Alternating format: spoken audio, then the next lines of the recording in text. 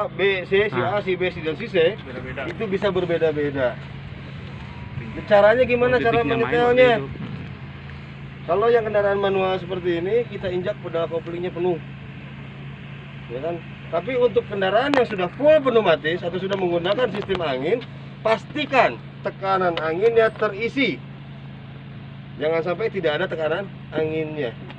Di atas minimalnya kurang lebih 7 bar. Kita injak, ya kan? Kaki kita membentuk sudut kurang lebih 126-128 derajat. Jangan terlalu lurus ataupun terlalu nekuk. Ya.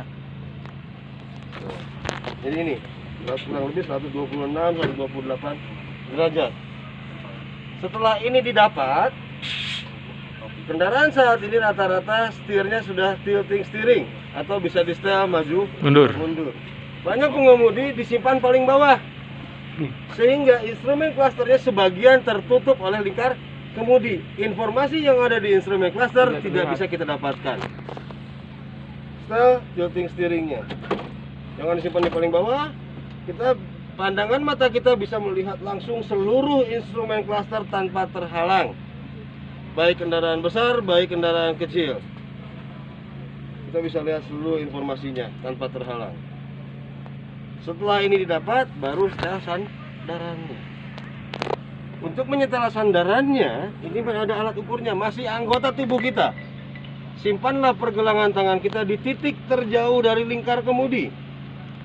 Kalau lingkar kemudi kita anggap sebuah jam, titik terjauhnya adalah jam 12. Simpanlah pergelangan tangan kita di jam 12.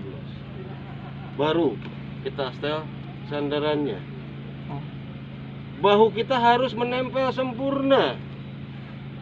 Jadi bukannya rebahan atau ada juga yang terlalu depan, ya kan? Kalau kita perhatikan alat ukurnya demikian.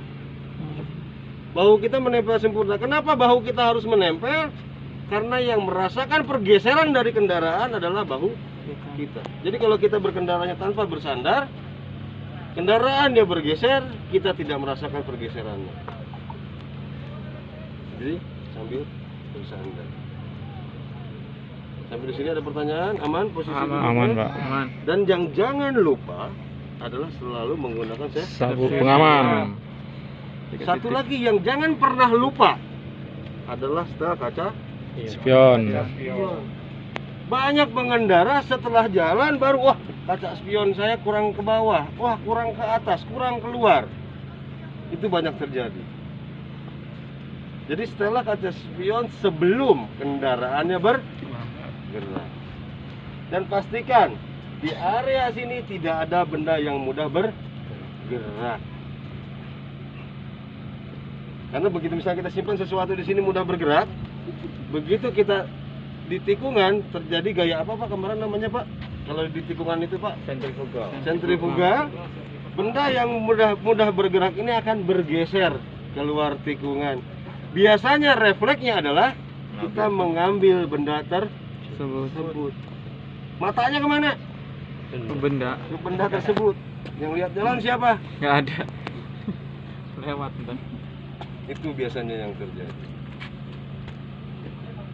Dan pandangan ke depan ini harusnya tidak boleh, karena ini akan mengganggu pandangan. Aksesoris, apalagi biasanya kalau di truk itu ada boneka-boneka, itu akan mengganggu konsentrasi. Dari ingat anak Pak. Ada Doraemon, ada. Ingat anak itu penting. Tapi kira-kira pada saat kita melihat boneka anak kita membayangkan anak kita seakan-akan kita sedang melamun, seperti kita sedang melamun, betul nggak? Ya. Pada saat kita melamun, mata kita dilewatin tangan seperti ini, lihat nggak tangannya? Enggak. Pada saat kita sedang berkendara, pegang setir kendaraan, kita melamun, lihat jalan nggak? Ingat aja Pak, kecepatan 60 km per jam, 1 detik kita kehilangan konsentrasi, udah berapa meter kita kehilangan pandangan. Iya. Tergantung kecepatan. Depan kita udah lewat. Iya. Matematika yang paling gampang tapi nggak usah boleh dihitung nanti. Di kecepatan 40 km per jam itu sama dengan 11,3333 meter per detik. 1 detik jelas lewat. lewatnya. Di kecepatan 40 km per jam. Di kecepatan 60 itu 16,666 meter per detik lewatnya. Ada tukang bakso, tukang pecel, tukang ojek. Kita bisa bayangkan 1 detik kita tidak melihat ke jalan, 11 meter kita lewat. Selama ini bisa? Bisa, Pak. Kalau bisa saya kasih beberapa safety cone ke depan, matanya bapak saya tutup, saya nggak jauh-jauh, bapak cukup berjalan 7 meter aja. Kalau sanggup, berarti boleh bapak memalingkan 1 detik mata bapak ke tempat lain. Tapi saya yakin begitu matanya ditutup nggak akan sanggup, Pak. Betul. Oke, sampai sini ada pertanyaan, Pak? Cukup, Pak ya? Pak Widan ada mau menambahkan, Pak? Cukup. Kalau Cuma cukup, tadi masalah angin, Pak. Ya. Masalah angin tadi udah sampai belum ya ke indikator angin? Di sana udah di teorinya. sana udah. Iya. RPM-nya Jadi nanti udah. kalau indikator angin, kalau misalkan pada saat ngitupin itu lampu padam, itu nandakan sebenarnya bahwa itu bisa gaya masih bisa nginjak pedal rem sama pedal kopling. Kopling. Jangan berhenti, biarin aja terus sampai menuju ke angka 9 ya.